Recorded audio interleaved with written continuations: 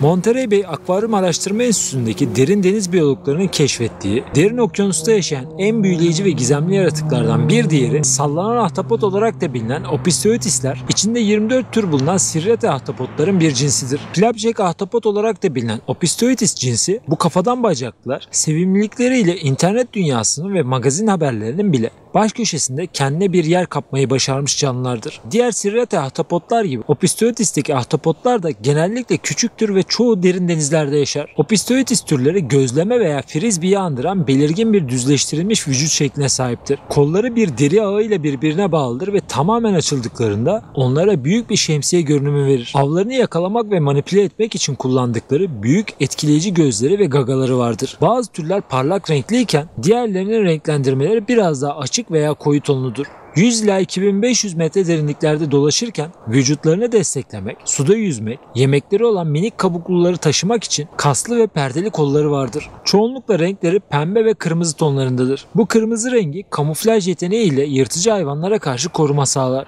Kırmızı dalga boyları su tarafından güçlü bir şekilde emilir. Bu nedenle kırmızı ışık normalde Orta Su Okyanus bölgesine ulaşamaz. Derin deniz hayvanlarının çoğu bu yüzden kırmızıyı görme yeteneğini kaybetmiştir. Embry'nin robotik sualtı araçları turuncu gövdesi, kabarık bir gözlemeyi andıran bu küçük ahtapotu genellikle deniz tabanında çamurun üzerinde dinlenirken veya sürünürken görüntülemiş. Diğer kuzenlerinde olduğu gibi korktuğunda kısa yüzgeçlerini ve perdeli kollarını sallayıp su pompalayarak jet motoru gibi ilerlemesini sağlayan sifonunu kullanır. Ortalama 50 santim genişliğe ulaşabilen bu ahtapot kendini güvende hissettiği an tekrardan perdeli kollarını açarak deniz tabanında dolaşmaya devam eder. Opisthoethys türleri derin denizlerde dahil olmak üzere dünya okyanuslarının çeşitli habitatlarında bulunur. Genellikle yırtıcılardan saklanabilecekleri kayalık habitatlarda, hidrotermal menfezlerin çamurlu ve kumlu yumuşak tortu habitatlarının çevresinde yaşamayı tercih ederler. Bilim insanları Monterey Körfezi'nde görüntülenen bu sevimli ama etobur olan ahtapotun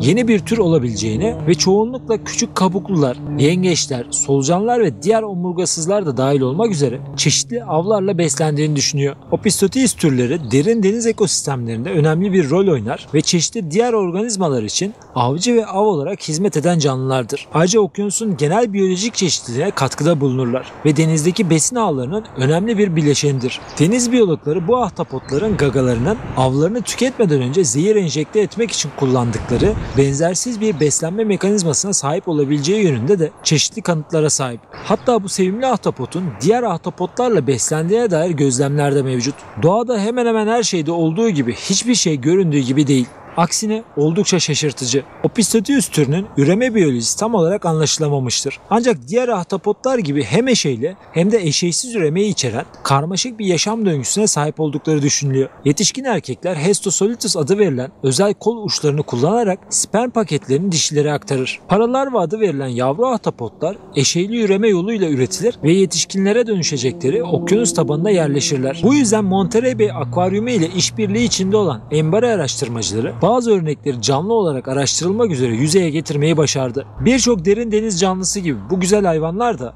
maalesef ki derin deniz madenciliği ve iklim değişikliği de dahil olmak üzere insan faaliyetlerinin etkilerine karşı savunmasızdırlar. Bir dalış eğitmeni olarak okyanuslarımızın derinliklerinde var olan yaşam çeşitliliğine sürekli olarak hayret ettiğimi belirtmeliyim. Opisthoethys derin denizleri evi olarak adlandıran inanılmaz organizmaların yalnızca bir örneğidir. Bu gibi türleri inceleyerek onları daha iyi korumak ve okyanuslarımızın uzun vadeli sağlığını ve sürdürülebilirliğini sağlamak için daha çok çalışmamız gerektiği çok açık.